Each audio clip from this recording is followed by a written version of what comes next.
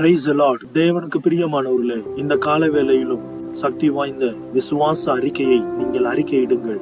காலை தோறும் புது கிருபை உங்கள் மீது இறங்கி வருகிறது. நாம் அதிகாலையில் எழும்புவது ஒரு கேலண்டரை திருப்புவதற்காக அல்ல, ஒரு ஆவிக்குரிய வாய்ப்புகள் உங்களுக்கு கொடுக்கப்படுகிறது. புது கிருபையை ஆண்டவர் தருகிறார். காலை தோறும் வேதம் என்ன சொல்லுகிறது? சங்கீதம் 92:1-2 வாசிக்கிறோம். காலை தோறும் ஆண்டவருக்கு நன்றி உரைப்பது நன்று, உன்னதரே உமது பெயரை புகழ்ந்து பாடுவது நன்று.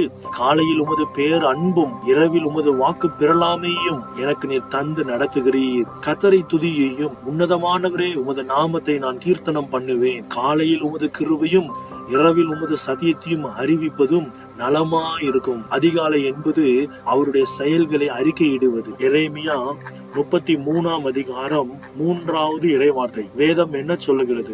என்னிடம் மன்றாடு, உனக்கு நான் செவி சாய்ப்பேன். அறிந்திராத மாபெரும் செயல்களை மறைபொருள்களையும் உனக்கு நான் விளக்கி கூறுவேன். இங்க என்ன சொல்றார் பாருங்க. Lord speak into my situation. என்னுடைய சூழ்நிலைக்கு ஏற்றது போல நீர் பேசும். Call into me and I will answer thee.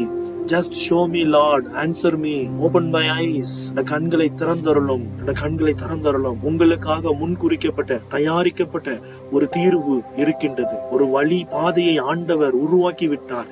உங்களுக்காக ஆண்டவர் ஆசீர்வாதங்களை உருவாக்கி வைத்திருக்கிறார். அவர் சொல்லுகிறார், என்னை நோக்கி கூப்பிடு. நீ ஆரம்பிக்கும் போது, நீ கண்ணீர் விடும் போது நான் உனக்கு எப்படி பதில் கொடுப்பேன் என்பதை நீ பார் என்று ஆண்டவர் சொல்லுகிறார். தேவனுக்கு பிரியமானவர்களே, இந்த காலை வேளையில ஆண்டவரை நோக்கி பார்க்கிற நீங்கள் அவருடைய சமூகத்திலே நின்று கொண்டிருக்கிறீர்களா? உங்களுக்கு எப்படி பதில் வருகிறது என்பதை நீங்கள் பாருங்கள். உங்கள் கைகளை உங்களுடைய கண்களில் வைத்து, பிதாவே எனக்குரிய திட்டத்தை காட்டும் என்று ஜெபியுங்கள். பிதாவே எனக்குரிய சித்தத்தை காட்டும். நீங்கள் சந்தேகப்படுவீர்கள் என்றால் உங்கள் திட்டம் தோல்வி அடையும். அதிகாலையில் ஜெபம் செய்யாவிடாமல் தடுத்து விடுவான். உங்களுக்குள் இருக்கிற வேர்ட் ஆஃப் விஸ்டம் பரலோகத்தை தொடக்கூடியதாக அந்த கனெக்ஷனை கட் பண்ணுவான்.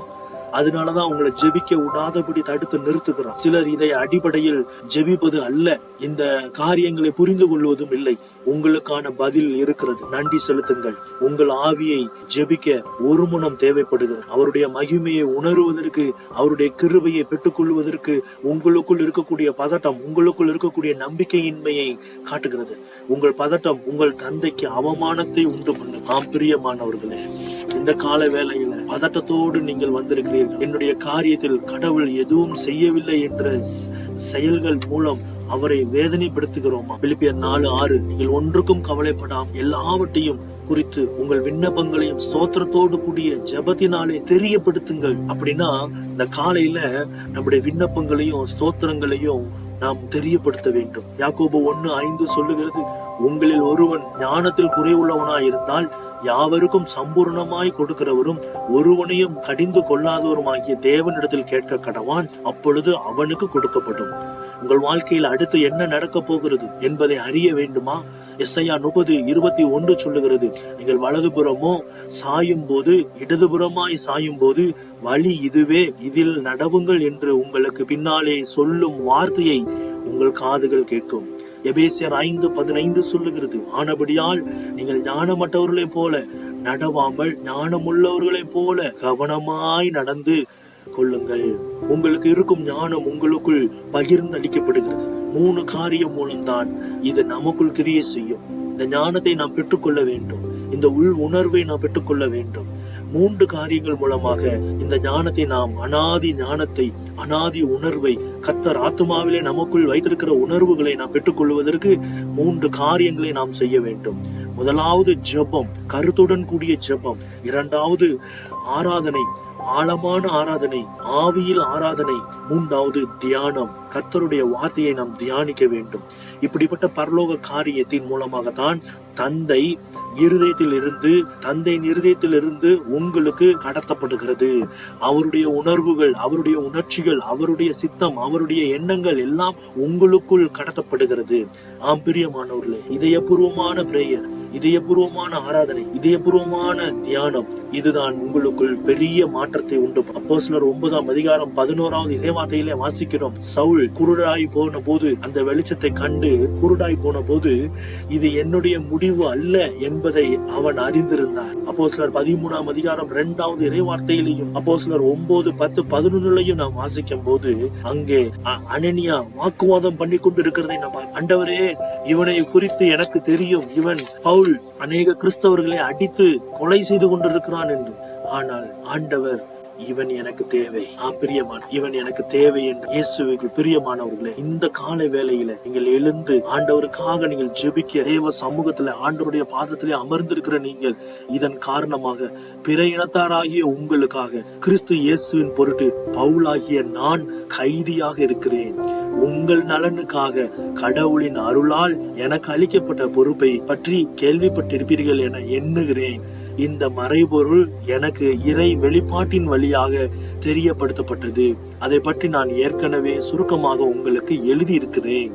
தேவனுக்கு பிரியமானவர்களே, கடவுளின் மறைவான ஞானம், அந்த மறைபொருள் மற்ற தலைமுறைகளில் வாழ்ந்த மக்களுக்கு தெரிவிக்கப்படவில்லை. ஆனால் இப்போது தூய ஆவி வழியாக தூய திருத்தூதர்களுக்கும் இறைவாக்கினர்களுக்கும் வெளிப்படுத்தப்பட்டுள்ளது.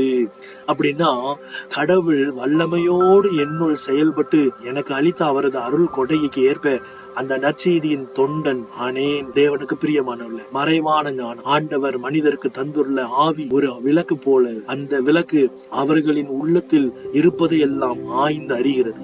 உனக்குள் வர வேண்டிய ஆசீர்வாதங்கள் மறைவா இருக்கிறது எல்லாவற்றையும் அது ஆய்ந்து அறிகிறது. அதை இந்த ஆவியின் மண்டலத்தில் நீ காண முடியும்.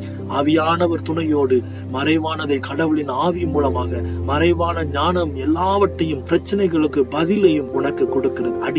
அடிமைத்தனத்துல நீ எந்த காரியங்கள்ல நீ இருக்கிறாயோ அது எல்லாவற்றையும் ஆண்டவர் ஞானத்தின் மூலமாக உனக்கு வெளிப்படுத்துவார். நம்முடைய வாழ்க்கையிலே எந்த ஒரு பிரச்சனை ஆகட்டும், ஆயுத்தமான பதில்களை ஆண்டவர் உனக்கு தந்து நடத்துவார். எந்த சூழ்நிலையில் இருந்தாலும் உங்களை விடுவிக்கிற ஒருவர் உங்கள் அருகில் நின்று கொண்டிருக்கிறார். உங்களுக்கு வழியை திறக்கிறார். நீங்கள் பயப்பட வேண்டாம். சாத்தானினுடைய சூழ்ச்சிகளை கண்டு நீங்கள் பயப்பட வேண்டாம். 1 கொரிந்தியர் 10:13 இறைவார்த்தை சொல்லுகிறது, உங்களுக்கு ஏற்படுகிற சோதனை பொதுவாக மனிதனுக்கு ஏற்படுகிற சோதனையை அன்றி வேறு அல்ல. கடவுள் நம்பிக்கைக்குரியவர். அவர் உங்களுடைய வலிமைக்கு மேல் நீங்கள் சோதனைக்குள்ளாக்கப்பட விடமாட்டார். சோதனை வரும்போது அதை தாங்கிக் கொள்ளும் வலிமையை உங்களுக்கு அருள்வார்.